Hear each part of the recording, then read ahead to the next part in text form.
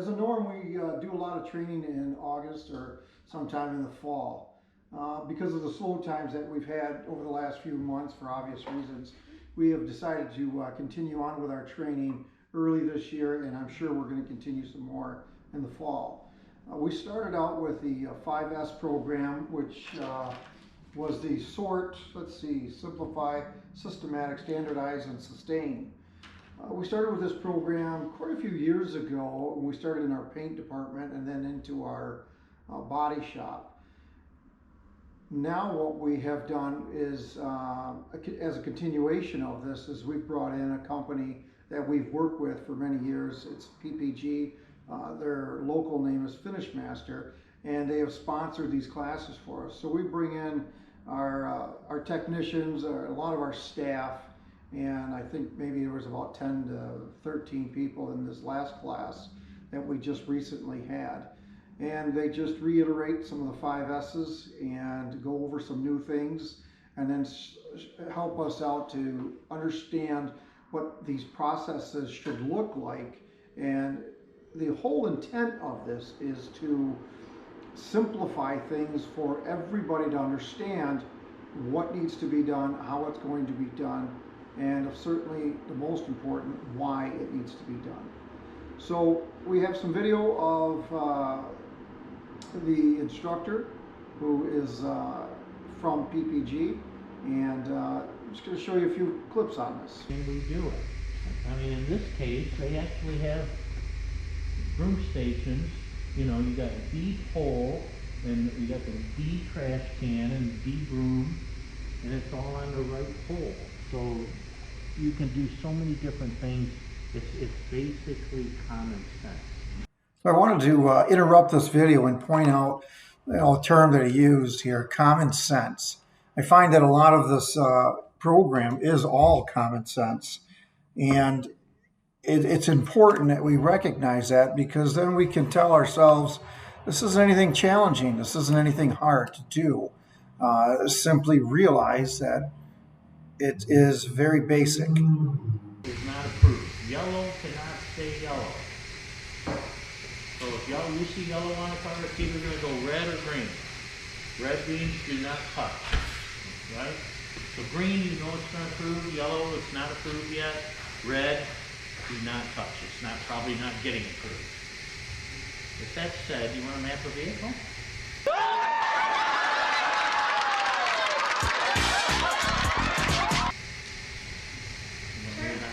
Or you want to? Yeah, I want to know what I'm doing. Well, let's get the camera on you, so you don't know what you're doing with the camera. So in this segment of the video, they're going over the vehicles themselves, and they're writing notes on them and documenting things. But one of the points that he is bringing out is the colors. He utilizes the red, yellow, and green. You know, there are several different learning styles, tactile, audio, visual. And in this particular case with the visual, again, it goes right back to the very basics of what we've learned. Red meaning stop, green meaning go, yellow meaning caution. For some people, yellow means speed up and hurry up and get past before the red.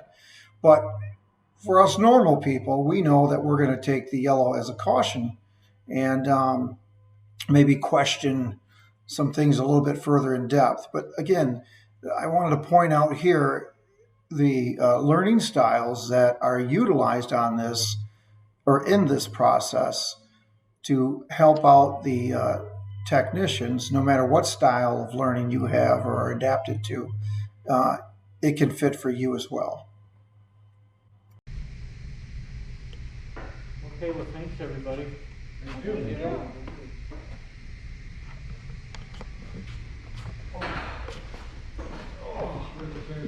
Probably. How was it for you? It was good. What'd you learn? I got educated. Educated? Educated, yeah. Good. Yeehaw. Seriously, it's good stuff though? Yeah. I learned Something you can use? Learned a few things that might help out the process of pilot. Good. Excellent. All right, thanks. Super. Good information. Things that you don't. A lot of it you know, but you don't think about all the time. So tell me what you got out of this. Common sense, but About the communication when the car first gets here. Point out stuff that was missed when the estimate was done. And But you as a painter, how does this affect you? blending, if enough time for paint or areas, if they missed any dents, it should have been caught before it came to paint. Okay. So now you understand why we wash cars before they even come into production? Rewash Right, so we can see everything. for the car's clean. Clunk, clunk, clunk. Okay, thank you much.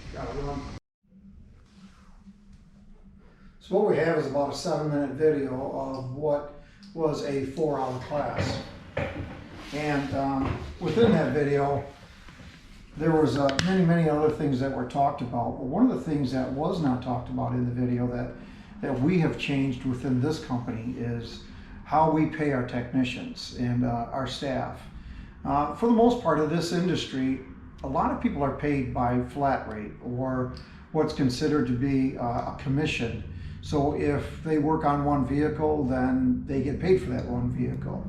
Where here we have changed that because I felt that some technicians were better at some things than others, and when you get backed up in one department or the other, you have some technicians who may be standing around and others that are really working hard. So in order to alleviate that problem, what we've done is gone to an hourly rate in a team concept.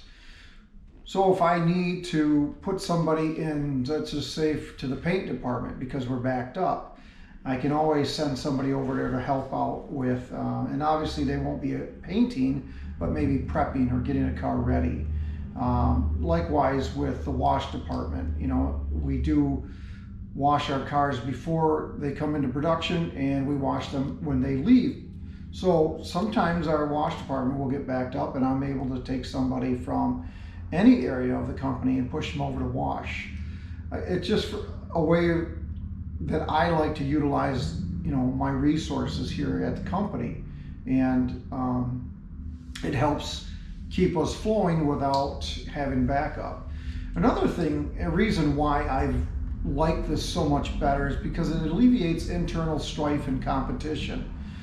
Some technicians in the past would be a little bit upset because somebody got a better job than they did or a better paying job, and again, I just am able to alleviate those headaches.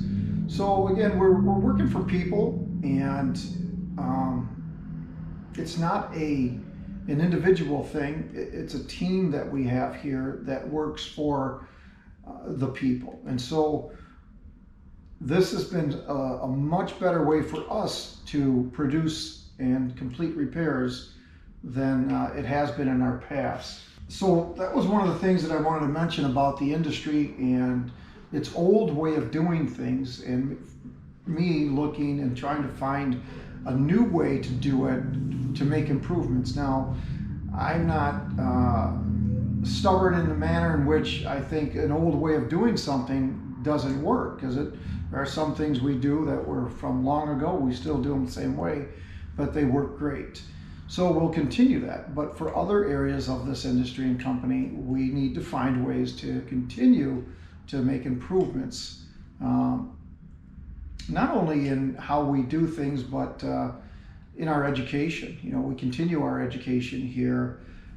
Back in, let's say, maybe 2016, I'm not even sure what year, you know, Ford coming out with the aluminum bodies on their trucks. Well, we had to adapt, buy aluminum welders, send some technicians to school to learn how to work on and with aluminum.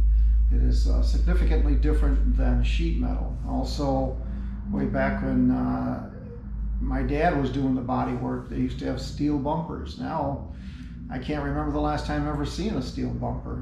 Now everything is plastic, fiberglass, carbon fiber. So there's a lot of different materials out there. Even the metals themselves, I want to say there's somewhere in the neighborhood of 15 different metals on the average vehicle nowadays. So continued education is very important for us here at the body shop, and we try to keep up with it, doing it at least once a year. We try to pick a couple different topics and bring in sponsors who are willing to help us out with training. So we've done a lot of different videos, different types of videos, and we've done one or two with the towing companies, one or two here at the body shop, even one on my daily routine, my mornings. We do a lot of different things. We're hoping that you really enjoy them, and that if you do, please subscribe, and don't forget, in this industry, we would like to utilize the word crash the like button. I guess there's also a bell you can ring, and so that you're notified of when our next and upcoming videos are. I'm working with a young man named CJ Johnson. He's the one who does all our editing and videos, and it's been a lot of fun working with him. His dad was a great man, used to be my boss at the police department, and so he reminds me a lot of him, and I really enjoy being with CJ and working on these videos. So again, please, if you subscribe and like these buttons, crash that like button, and stay tuned for up and coming videos. Thank you. Peace.